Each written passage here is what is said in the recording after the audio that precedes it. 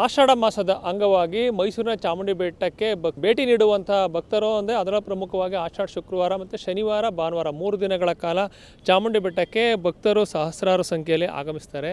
ಸಾಕಷ್ಟು ಸಂಖ್ಯೆಯಲ್ಲಿ ನೂಕುನುಗ್ಗಲು ಕೂಡ ಇರುತ್ತೆ. ಆ ಒಂದು ಸಂದರ್ಭದಲ್ಲಿ ಅದನ್ನು ನಿಯಂತ್ರಣ ಮಾಡುವ ಸಲುವಾಗಿ ಚಾಮುಂಡಿ ಬೆಟ್ಟಕ್ಕೆ ಬರುವಂತಹ ಖಾಸಗಿ ವಾಹನಗಳ ಒಂದು ಪ್ರವೇಶಕ್ಕೆ 3 ದಿನಗಳ ಕಾಲ ನಿರ್ಬಂಧವನ್ನು ಹೇರಲಾಗುತ್ತೆ.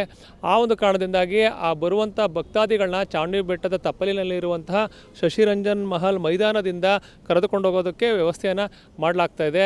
ಅದಕ್ಕೆ ಬೇಕಾದಂತಹ ಎಲ್ಲ ವ್ಯವಸ್ಥೆಗಳನ್ನು ಕೂಡ ಇಲ್ಲಿ ಮಾಡಿಕೊಳ್ಳಲಾಗ್ತಾ ಇದೆ. ಇಲ್ಲಿ ನಾವು ನೋಡ್ತಾ ಹೋಗ್ತೀವಿ, ಇಲ್ಲಿ ದ್ವಿಚಕ್ರ ವಾಹನಗಳಲ್ಲಿ ಬರುವಂಥವರು ಎಲ್ಲಿ ಪಾರ್ಕಿಂಗನ್ನು ಮಾಡಬೇಕು, 4 ವೀಲರು ಎಲ್ಲಿ ಪಾರ್ಕಿಂಗ್ ಮಾಡಬೇಕು, ಅದ್ರ ಜೊತೆಗೆ ಭಕ್ತಾದಿಗಳನ್ನು ಹತ್ತಿಸ್ಕೊಳ್ಳುವಂಥ ಬಸ್ಗಳು ಯಾವ ಸ್ಥಳದಲ್ಲಿ ನಿಂತ್ಕೋಬೇಕು ಅನ್ನೋದನ್ನು ಈಗ ನಿಗದಿಪಡಿಸಲಾಗ್ತಾ ಇದೆ.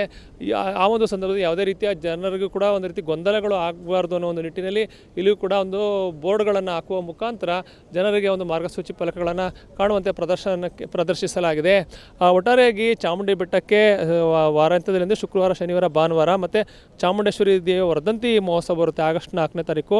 ಒಟ್ಟು 13 ದಿನಗಳ ಕಾಲ ಚಾಮುಂಡೇಶ್ವರಿ ಬೆಟ್ಟಕ್ಕೆ ಬರುವಂಥ ಭಕ್ತಾದಿಗಳು ಉಚಿತವಾಗಿ ಒಂದು ಬಸ್ಗಳ ಮುಖಾಂತರ ಒಂದು ಪ್ರಯಾಣಿಸುವಂಥ ವ್ಯವಸ್ಥೆಯನ್ನು ಇಲ್ಲಿ ಮಾಡಲಾಗ್ತಾ ಇದೆ.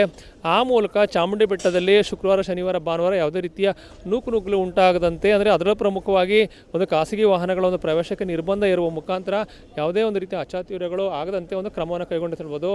ಈ ಮುಖಾಂತರ ಶಶಿರಂಜನ್ ಮಹಲ್ ಮೈದಾನದಲ್ಲಿ ಇದೀಗ ಅಂತಿಮ ಕ್ಷಣದ ಸಿದ್ಧತೆಗಳು ಈಗ ಭರದಿಂದ ಸಾಗಿದ್ದು ಚಾಮುಂಡಿ ಬೆಟ್ಟಕ್ಕೆ ಬರುವಂಥ ಖಾಸಗಿ ವಾಹನಗಳಲ್ಲಿ ಬರುವಂಥ ಭಕ್ತಾದಿಗಳು ಈ ಒಂದು ಸ್ಥಳದಿಂದಲೇ ಅಂದರೆ ಶಶಿರಂಜನ್ ಮಹಲ್ ಮೈದಾನದಲ್ಲಿ ಮಾಡಿರುವಂಥ ತಾತ್ಕಾಲಿಕ ಬಸ್ ನಿಲ್ದಾಣದಿಂದ ಬಸ್ಗಳ ಮುಖಾಂತರ ಉಚಿತವಾಗಿ ಪ್ರಯಾಣ ಮಾಡೋದಕ್ಕೆ ಈಗ ವ್ಯವಸ್ಥೆಯನ್ನು ಮಾಡಲಾಗಿದ್ದು ಜನರು ಕೂಡ ಇದರ ಒಂದು ಸದುಪಯೋಗವನ್ನು ಪಡಿಸ್ಕೋಬೇಕು ಅನ್ನೋ ಒಂದು ಸೂಚನೆಯನ್ನು ಕೂಡ ಈಗ ಜಿಲ್ಲಾಡಳಿತ ನೀಡಿದೆ ಅಂತ ಹೇಳ್ಬೋದು.